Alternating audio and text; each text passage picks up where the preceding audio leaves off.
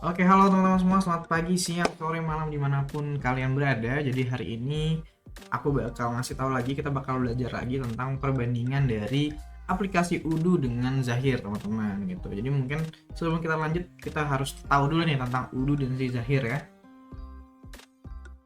Oke, jadi yang seperti yang sudah kita tahu sebelumnya, Udu itu adalah aplikasi open source yang mencakup semua kebutuhan perusahaan. Jadi ini salah satu sistem informasi untuk mengatur seluruh sumber daya perusahaan seperti sumber daya manusianya, produknya, atau penjualan, atau pembelian dan lain sebagainya itu bisa diatur oleh aplikasi Udu gitu. Di sini banyak banget kebutuhan-kebutuhan yang bisa diberikan oleh Udu seperti ada CRM, e-commerce, akuntansi, inventaris, point of sale, ada manajemen project juga bahkan.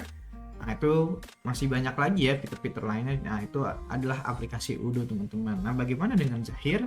Nah, kalau Zahir ini juga sama sebenarnya. Nah, dari Zahir ini platform perangkat lunak akuntansi dan manajemen bisnis untuk kebutuhan kecil sampai besar. Begitupun juga Odo tadi ya. Nah, kalau Zahir ini dia lebih banyak fokusnya untuk di Indonesia. Jadi mungkin nanti regulasinya lebih banyaknya untuk perusahaan-perusahaan di Indonesia gitu, seperti pencatatan penjualan, pembelian, manajemen persediaan, penggajian, pelaporan keuangan, itu sesuai dengan perpajakan setempat gitu. Jadi mungkin kalau yang aku udah lihat-lihat ya dari Zahir dan Udu ini, kalau Zahir ini dia lebih banyak fitur-fiturnya itu untuk fitur-fitur akuntansi, teman-teman ya, akuntansi perusahaan atau keuangan perusahaan gitu. Nah, ini ada fitur Odo, jadi ada apa aja di sini, ada tampilan dari activity sales yang ada di Odo ya teman-teman. Nah, ini bisa kita lihat fitur-fiturnya. Kalau yang di sini tampilannya ada yang sales dan ini ada dashboardnya juga teman-teman. Nah, fiturnya ada apa aja? Nah, di Odo itu juga ada pencatatan penjualan. Jadi Odo ini bisa menyediakan modul penjualan yang lengkap, termasuk dari manajemen penawaran, pesanan, pengiriman, dan faktur juga. Terus juga ada manajemen persediaan. Odo juga punya fitur manajemen persediaan termasuk kontrol stok, pembelian, perhitungan lead time, dan lain sebagainya. Kemudian juga ada fitur akuntansi, di mana ini bisa mencakup pembuatan laporan, kemudian pencatatan transaksi, juga ada manajemen pajak. Nah, kemudian Udu juga bisa membuat situs web dan e-commerce. Jadi Udu ini menyediakan pembuatan situs web dan toko online yang terintegrasi dengan modul penjualan serta persediaan yang sudah dibuat gitu. Jadi memang semuanya terintegrasi. Nah, selanjutnya adalah manajemen proyek. Jadi Udu ini juga bisa melakukan manajemen proyek ya teman-teman, kalau misalkan punya proyek apapun itu, baik nanti misalkan proyeknya adalah proyek sistem informasi atau website atau proyek-proyek lainnya, bahkan proyek-proyek besar itu bisa di manajemen di aplikasi Udu ini gitu, bisa tugas waktu gitu ya, segala macam itu bisa diatur. Kemudian juga ada sistem CRM atau Customer Relationship Management yang mungkin memungkinkan untuk pelacakan prospek, penawaran, dan interaksi dari para pelanggan yang sudah tercatat di dalam aplikasi Odo gitu. Bagaimana dengan fitur-fitur yang ada di Zahir? Fitur-fitur Zahir pun tidak jauh berbeda ya, tapi dia lebih banyak fokusnya di bagian keuangan gitu. Akuntansi, Zahir menyediakan solusi akuntansi yang lengkap, termasuk ada pembuatan laporan keuangan, pencatatan transaksi, dan ada manajemen pajak juga. Kemudian untuk pencatatan penjualan dan pembelian, Zahir juga punya nih. Nah, di sini ada tampilannya, kita bisa lihat di sini ada dashboard si Zahir sama ada beberapa fitur-fitur dari si Zahirnya gitu. Kayak misalkan ada data kontak ini, data kontak ini kalau dia isinya perusahaan, kontak-kontak karyawan dan lain sebagainya, daftar akun, produk. Nah, ini bisa didaftarkan dulu, nanti baru bisa melakukan pencatatan dan pembelian keuangan gitu. Kemudian ada manajemen persediaan gitu. Zahir juga menyediakan modul untuk manajemen persediaan barang, untuk mengontrol stok dan pembelian barang. Kemudian pajaknya ini khusus nih, dia aturan dan regulasinya itu khusus untuk perpajakan di Indonesia gitu. Jadi ini mungkin kalau teman-teman ada punya perusahaan yang ada di Indonesia, ya sudah cocok-cocok juga gitu untuk pakai Zahir gitu. Dan pelaporan keuangan, Zahir ini juga punya fitur pelaporan keuangan yang memudahkan pengguna dalam menghasilkan laporan keuangan sesuai dengan kebutuhan perusahaan. Dan di sini dia juga punya fitur penggajian teman-teman. Jadi Zahir punya modul untuk menggaji karyawannya, mengelola gaji, atau melakukan pembayaran pajak gitu. Ya sudah mirip-mirip juga ya sama Udu ya gitu. Nah, bagaimana dengan perbandingannya? Nah, untuk kelengkapan modulnya sendiri, Odoo itu menawarkan lebih banyak modul dan fitur terintegrasi daripada Zahir gitu. Jadi, kalau misalkan Odoo ya dia lebih lengkap lah untuk modul-modul tadi kan. Tadi ada contohnya udah ada website, udah ada e-commerce gitu kan. Dimana Zahir punya keterbatasan dalam hal tersebut gitu. Untuk fleksibilitas ya Odoo dikenal karena fleksibilitas yang tinggi.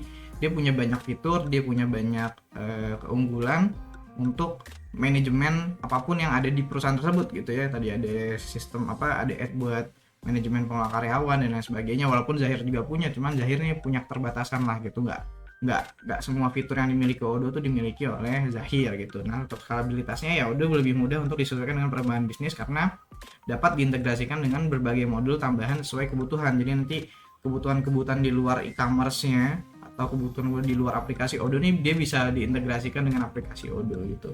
Nah, untuk ketersediaan lokalisasi, kalau Odoo ini punya kemampuan untuk disesuaikan dengan berbagai kebutuhan lokal di berbagai negara gitu. Cuman tapi itu nanti akan sulit ya karena memerlukan beberapa penyesuaian tambahan seperti regulasi, kemudian ada praktik bisnisnya seperti apa gitu.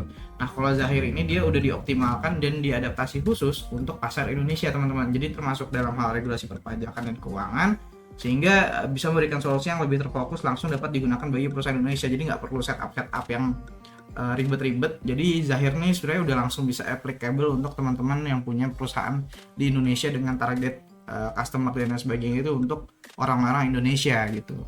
Nah, bagaimana dengan integrasi ekosistem bisnis luar? Nah, kalau Odoo dia punya kemampuan integrasi yang kuat gitu, karena di Odoo sendiri kan dia sifatnya dia open source ya, jadi dia bisa diotak-atik nih source code-nya untuk dihubungkan dengan pihak ketiga melalui API dari ekosistem atau aplikasi lain gitu teman-teman. Jadi di sini mungkin yang salah satu kelebihan Odoo daripada aplikasi lainnya terutama untuk Zahir ya.